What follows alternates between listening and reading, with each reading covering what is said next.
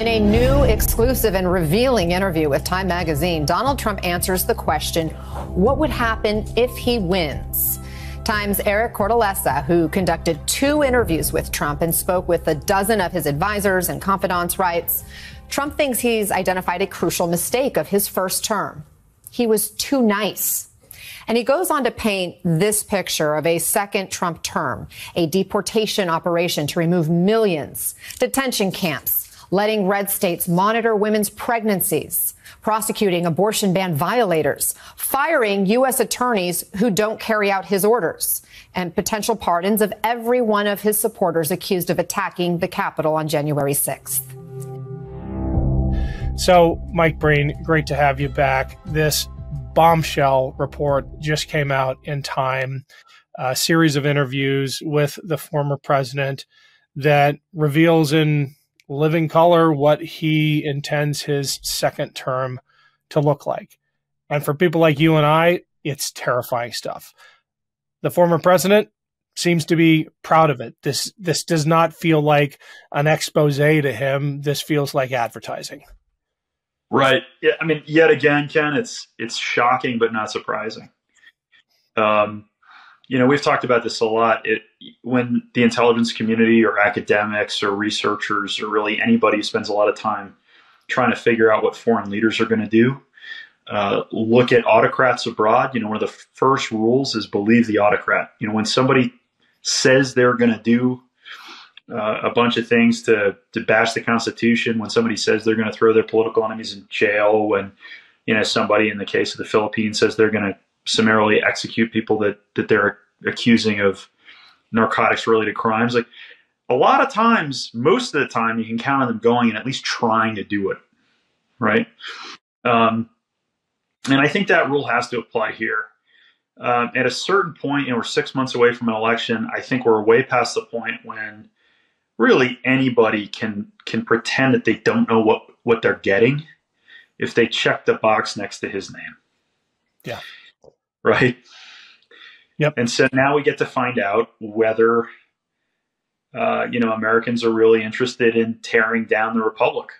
And I don't think they are. I have to believe that they're not. And, I hope we can talk about that a little bit, but man. Yeah, I think the challenge is educating the American public about this vision. It is a brutalist vision of America's future.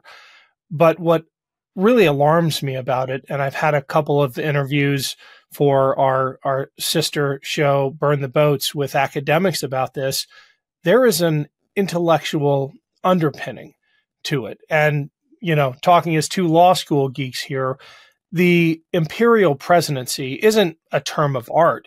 It's an actual philosophy of how the executive office should operate. Do you remember John Yoo and the unitary executive and all that? Can you give us just the short version of this vision of the president essentially as monarch? I don't know how they can avoid that characterization, but that's what they're arguing for. Essentially, it's an argument for an unconstrained executive, right? It says, yes, the government, the Constitution of the United States is based on this famous phrase, checks and balances, right? That there are 3 branches of government. You got the judiciary, and the Supreme Court is the most focused on piece of this, especially for constitutional law. You got Congress, the Senate and the House, and then you've got the presidency.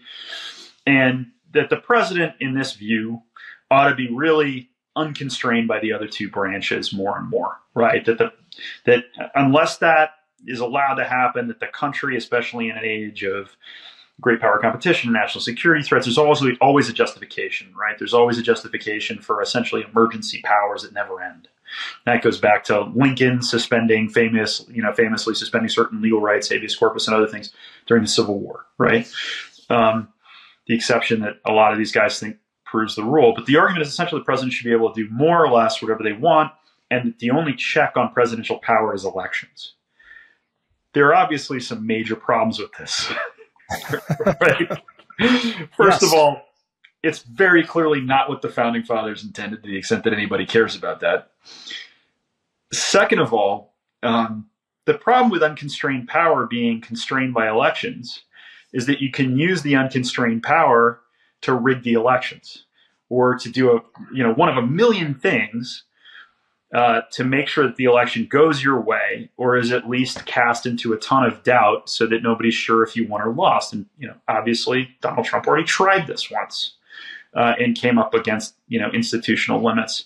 I'm not even getting into the fact that it would put the rights of all Americans and the safety of the world at risk to have a system like this. And essentially, you're deciding that you don't want to be a republic anymore, and Julius Caesar sounds like a pretty good way to go. And you want to become something else, something more imperial, something more like a monarchy, something more like an elected dictator almost. But there are a lot of people who believe this, and there are a lot of people who've made in-depth legal arguments in favor of it. It comes up all the time. And I think it's probably the case that if more than a few, I hope a few Supreme Court justices might be sympathetic to that view of the presidency. Talk about those rights that would be jeopardized if this view of the presidency prevails. Talk about the alliances that would unravel, alliances that are bulwark against totalitarianism and specifically Russian revanchism in Europe. I mean, I'll kick things off with the suggestion that red states will be allowed to surveil pregnant women and their reproductive status. I mean, these are topics that have come up and that the former president has endorsed. Yeah. So exactly. Right. So, that would be a clear violation of the civil and legal rights of those people. But I guess the argument goes, unless the president is okay with it. Right. Right. Unless the president sort of decides not to enforce the Bill of Rights in that particular case. Right. Other examples, the president can just kind of tell the Department of Justice to prosecute his political opponents, throw my enemies in prison. Right. And if you don't, I'll fire you. That's not the rule of law, right? That's something entirely different. And we're supposed to enjoy protections against that kind of thing. In the realm of foreign policy, that's where the president has the most discretion, but Congress has the ability to make and ratify treaties and do a bunch of other things. And that's sort of the saying the president has the ability to not follow those treaties if he wants to. Can we double click on that? Because I think a key point that the institutionalists miss is that Congress can pass all the laws it wants, but when it comes to enforcement, when it comes to execution, I'm thinking in particular about this Senate push to make sure that it would be harder to pull out of NATO than simply saying, I withdraw from NATO. But if we operationalize what might actually happen, Russia decides to move beyond Ukraine, invades one of the neighboring NATO allies. The treaty might say we are obliged to go to their defense. But if the commander-in-chief says, I'm not going to do it, that's where the power actually lies. That's exactly right. That's exactly right. Because the commander-in-chief, that's who the entire military apparatus is taking their orders from, and the intelligence community, right? So this is the whole point of the executive. The executive exists to execute the will of the people, right? Which is, in broad terms established to the legislative branch and then managed and made real by the executive. And this should not be super weird, right? I mean, if anybody's familiar with how boards of directors and CEOs interact, it's a lot like that, right? I mean, this is the idea. You get legitimacy and strong debate from the larger group that debates and decides, but they're slow and they're not going to be good at day-to-day management. So you need an executive to manage the thing. And the question is, what's the balance of power between those two things? How much running room does the executive get? Organizational boards and CEOs have this conversation all the time. This is not strange stuff, right? And they're usually bylaws. Everybody's working within a written agreement and a written understanding. So this is not outside the realm of what most people know about, right? Country works ideally in a similar way. I think when you talk about what Congress can do to restrain an executive, I think we've got to just come out and say that the most important thing Congress is given, a powerful tool by the Constitution, not only in the case of clear breaking of laws or illegal activity, but in the case of an executive that Congress judges to be a threat to the constitutional order and the continuation of democracy, and that's impeachment, right? Congress can say, not only do you not get to be president anymore, but you don't get to run for president again. Congress was given the opportunity to do that twice with respect to Donald Trump, and very clearly after January 6th. The entire purpose of that impeachment was to ensure that we would not end up in a situation we're in now, where we're one election away from the possibility that he will do all these things he says he's going to do, right?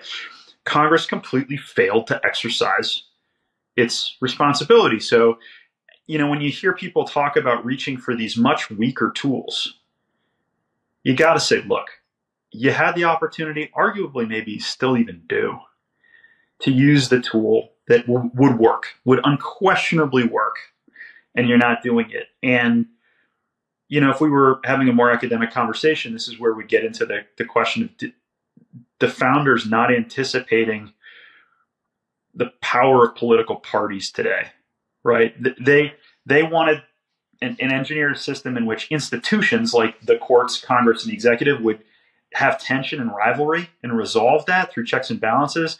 What they didn't anticipate was that political parties would become the primary form of allegiance, and that you could have one political party kind of run all three of these institutions in a coordinated fashion in a way that would support an imperial presidency. They didn't, that's kind of I think, generally agreed upon blind spot. And it's what happened in the case of the impeachment. Thanks for watching, everyone. I have been so humbled by the support of this audience and the speed at which this show has grown. You are why I and the whole team here do this. If you're interested in bonus content, check out my Patreon page. It's free to sign up, and there's an option to donate as well. The link is right there and in the show notes. Thanks again. What's so baffling about the idea of the imperial presidency being advanced by the Republican Party is that it is the least conservative notion out there. It tramples all over individual liberties and all of these values that conservatives claim to uphold. It is, I don't even know how to characterize it, but an about face is about the nicest thing you could say. It's truly weird, right, to see a party of small and limited government and staunch national security kind of turn around and be the party of Russia can invade Europe if they feel like it, and we're in favor of an imperial presidency. It's really weird. Yeah. When you started seeing Tucker Carlson side with Julian Assange against the FBI and the CIA, you kind of knew something had gotten really weird, right? Yeah. And we've only gotten stranger since. It's really hard to understand, I think, if you're looking at it from the perspective of consistency of values. If you start thinking about it as a power play, it gets a little easier to understand. Yeah.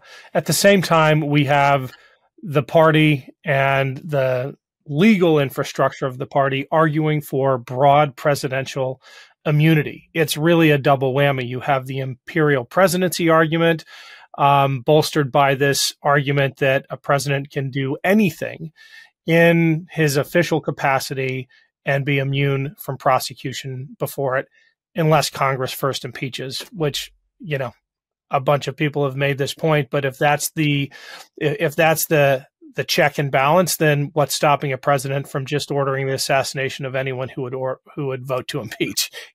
The argument is exactly. So Yeah, exactly. And look, I wish we lived in a world where Congress had exercised its constitutional duty and impeached them, and we didn't have a conversation about whether the Department of Justice was going to prosecute a former president or not.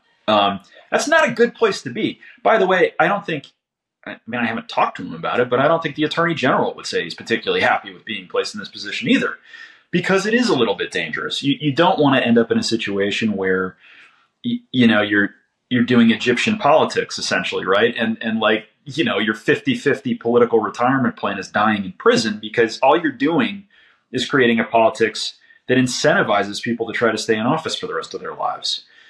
Right. You ought to be able to peacefully retire from being the president of the United States. That's the example George Washington set when he went back to his farm and said, "Don't make me a king." I mean, this is key, right? The exit strategy from power is key to democracy. So it is a little bit dangerous to start playing with this stuff, but we're in a situation where we, I think, one, have clearly criminal behavior, alleged criminal behavior on the table, and two, what choice is left? Because other institutions have failed to exercise their duties and their responsibilities. I believe it was Alito who engaged in this line of questioning, suggesting that we need to afford broad immunity or else a president will do anything he can to stay in power. I mean, what a perverse incentive structure for presidential authority. I mean, the argument was basically made that, unless we tell Donald Trump he can do whatever he wants and won't be prosecuted when he leaves office, he'll want to stay in office forever. That doesn't seem like an argument a Supreme Court justice should be making. Yeah, I think it's got a few holes in it, Ken. One or two, and it leads you to a pretty terrible place. Yeah. We'll see. I gotta believe that he knows that. I mean, what really concerns me is that I think the court is putting itself in a position where they're just kind of almost playing for time to avoid this question. But in doing so, they're also putting the country in a situation that is really challenging, where you have unresolved multiple criminal prosecutions against someone who's going to be on the ballot that won't get resolved until it's over. So you want to talk about perverse incentive structures. Now Trump's basically got two choices: win the election or go to jail. It's the exact problem that Alito was talking about. Yep. That's where we are. That's where we are. One final question, and it's kind of flippant, but do you have a theory as to why the former president would agree to an interview like this? From having observed him as long as I have, I think he just wanted his picture on the face of Time magazine again. That might be right. And never underestimate the weird fame-seeking ego of this man. I mean, it's obvious that sort of narcissism overcomes strategic thought with him a lot. Right? I think that's true. But I also think, there's a decent chance he's advertising. Yeah, that's good. I think he's selling people something that he's hoping they want. Mm-hmm. And that to me is the biggest piece of this. We've got to believe that he's going to go do this stuff. That's his platform is burn it down, right? Yep. Who wants to vote for that platform? I gotta hope that most of our neighbors, when push comes to shove, are not interested in that. But it's on the rest of us to do everything we can to make sure that we make that argument in every possible way we can between now and November, or not to end on a dark note, but we may not get to make it again. That's right. Well, we certainly have our work cut out between now and then. Mike, as always, thanks for joining us. Thank you, Ken. Take it easy.